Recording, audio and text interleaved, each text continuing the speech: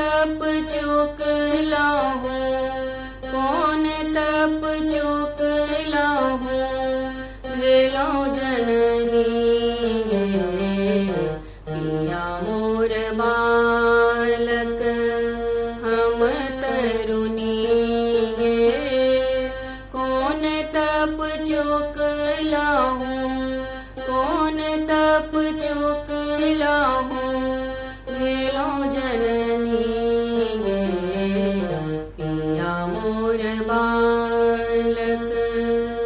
पहिरैलो सखी दक्षिणक चीर, पहिरैलो सखी दक्षिणक चीर, पिया के दिखत मोरा, पिया के दिखत मोरा दगध शरीर, पिया मोर बालक हम तरुणी गे।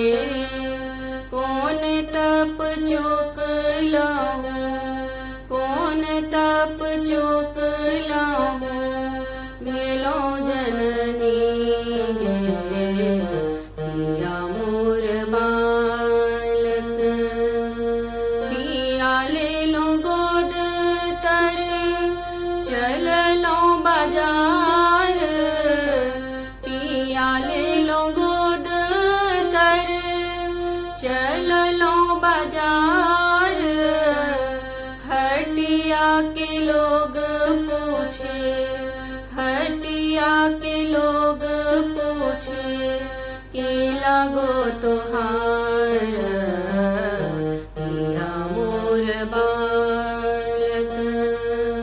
नहीं मोरा देवर की, नहीं छोट भाई, नहीं मोरा देवर की, नहीं छोट भाई, विधना लिखल छल, विधना लिखल छल, बलम हमार पिया मोर बालक हम तरुणी गे। कौन तप चुक लाहू, कौन तप चुक लाहू, भेलो जननी गे पिया मोर बालक।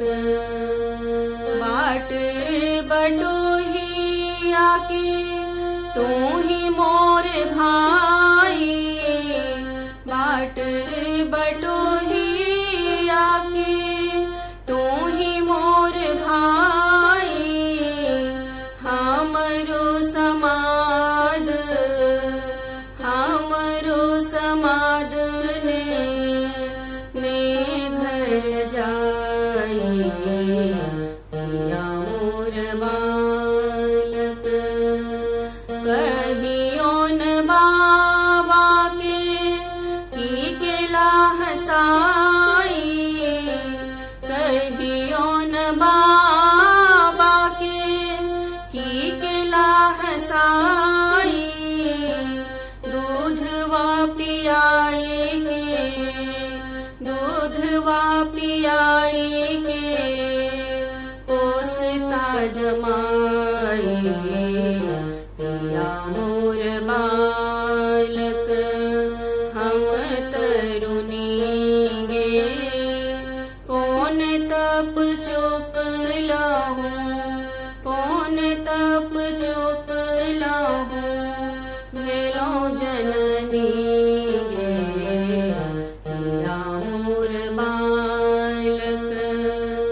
नाही मोरा टाकाछ, नाही उपाई, नाही मोरा टाकाछ, नाही उपाई,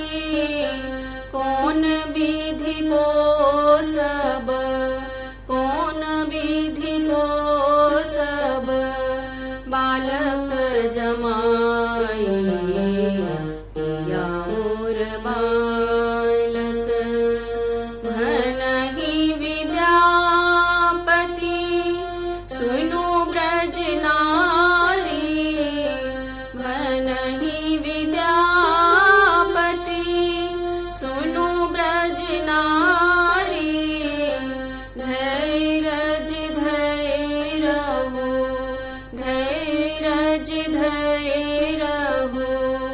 मिलत मुरारी पिया मोर बालक हम तरुणीगे कौन तप चुक लहूँ कौन तप चुक